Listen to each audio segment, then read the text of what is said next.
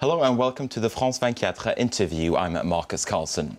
Tunisia became a trailblazer for democracy in North Africa at the start of the year. A wave of protests ousted the former president Zine El Abidine Ben Ali. But the interim government who took over has struggled to restore stability, and there have been fresh protests and accusations the government's turning its back on democracy. Today we'll be speaking to the Tunisian Foreign Minister Mohamed Mouldi Kefi, who's with me here in the studio. Mr. Foreign Minister, thanks very much indeed for speaking to us today. Thank you for inviting me. It's a pleasure. Now, as I said in the introduction, we have seen renewed protests in Tunisia. Obviously, a lot of people are not happy with what the current government is doing. What do you say about that?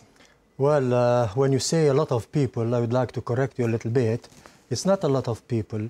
It's a bunch of youth who are taking every opportunity, seizing every opportunity to do some trouble. Could it be a football match, a football fixture, or some rumors which were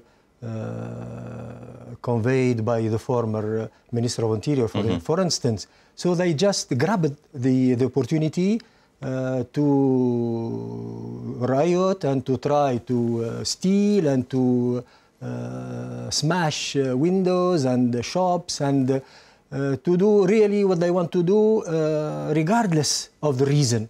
But you say that they're troublemakers, but there are some concerns, though, that the election that you have promised coming up in July, on July the 24th, that they won't go ahead. Can you tell us today that they will go ahead? Well, the government is adamant. The government would like really that the elections go ahead because we took a pledge. The President, the Prime Minister and the whole government is very keen that the elections take place during the early days, on the 24th of July, the last week of July. Because we, as I told you, it's a moral pledge and it's a political pledge. We are doing our best to see the outcome of the elections on the July the 24th. The government never came back or get back or on that pledge. So that's still the case? Absolutely. July the 24th is the date? Absolutely, absolutely. I can confirm that, and the Prime Minister himself 3 days ago gave a press conference, and when he was asked, he said yes, the government and the Prime Minister himself and the President himself is really, generally, truly committed to that date. Now, a former Interior Minister last week suggested that there could be a coup d'etat being prepared by former allies of President Ben Ali if Islamists win the upcoming election. What do you say about that? Well, first of all, I would like to laugh, but it's tragic, and it doesn't give me any pleasure to laugh about that, because really what he said, the rumors he spread, the lies, I can tell them lies, because first of all, he said, I presume that, I think so, I believe that. How could you expect from someone who used to be a Minister of Interior to go to such a low level? Because you have 3 ministries, not only in Tunisia, but all over the world. The Ministry of Interior, the Ministry of Defense, and the Ministry of Foreign Affairs. There is what we call, when I joined the Ministry of Foreign Affairs, they told me that there is an obligation of reserve, obligation de réserve, which every diplomat, every officer, honest officer, every high official in those 3 ministries should go by and should obey.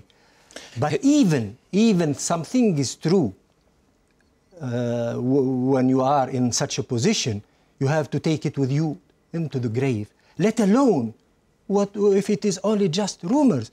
It is first of all, he never said that the former regime or the former people of the people of the former president are trying to take over. He said that the chief of staff of the army, which is a very serious accusation without no proof. You can't accuse people, especially today. You say that this former Interior Minister doesn't have any proof, though, but it has fueled a lot of concerns that perhaps the will of the people won't be followed at the end of the day on July the 24th, in the election. Can you guarantee to us today that that will be the case, that the will of the people will be followed? Absolutely. First of all, I think that the former Minister of Interior himself get back on what he said. And he said, I was manipulated, I never said that, probably I was trapped. He used the word trap. I think what he said has nothing to do with the truth. Regarding the Prime Minister going to Algeria, and he never mentioned anything about fees or about another. Regarding the trip of the Chief of Staff accompanied by the Minister of Defense, because the Minister of Defense was there. And we have good ties with Qatar since the early days of our independence, even before 1987. And he was there to carry a personal message of the President to the head of state, to the Emir of Qatar, to boost our relationships. Exactly as I did myself when I went to Mauritania, is exactly as I'm going to do it in the coming week. I'm going to Kuwait, to the Emirates, carrying a personal message of the President of Tunisia to present to those countries the new face of Tunisia, and to tell them that we would like to have a good relationship with them in every single field. Let me just pick your brain on one issue, and that is the Islamist Nada party that you just mentioned. Do you think it would be a good or a bad thing if they were to win the election? Well, I think in a democratic system, there is no bad or good thing. I think that if the people will choose anyone to become members of the Constitutional Assembly, or later on to become members of the National Assembly, and I believe that the will of the people should be respected and should be followed. If the majority will choose their representatives, I think it's up to them. Today, the people of Tunisia, after almost 50 years of dictatorship, is willing to have a say in the choice of its leaders. And I think that's the name of the game of democracy today. I want to switch subjects a little bit. Since the Tunisian uprising, we have seen tens of thousands of Tunisians going across the Mediterranean onto European shores. A lot of European Union countries are concerned about this. Is it a priority for you to stem the flow of migrants across the Mediterranean? Well, first of all, again, let me correct you. It's not tens of thousands. It's just 20,000. And let me tell you that compared to the over 300,000 Tunisia received in the past few months from Libya, it's less than 1/10. It's 1/15. So in your view, it's a trickle, not a flood? Absolutely not. First of all, it's true that about 20,000 people fled Tunisia when the security situation were a little bit flawless. Now, the situation was weak at that time, but nowadays the situation is much better, regardless of the few troubles we are having in the last days. What do you make of the conflict and the row that has come up between Italy and France, for instance, over these refugees, over these migrants from Tunisia? What do you make of that conflict? Well, first of all, it's an Italian-French problem. It's not our problem. What we did with Italy is that we signed an agreement on April the 5th. And we told them, they promised to take care and to help the 20,000 who are already there. Who arrived, the migrants who arrived after that date, after April the 5th, when we signed the agreement with the Italians, we told them we'll take them back. And we had about 800 illegal immigrants who were called back to Tunisia with the help of the government to find jobs for them and financial help and psychological help as well.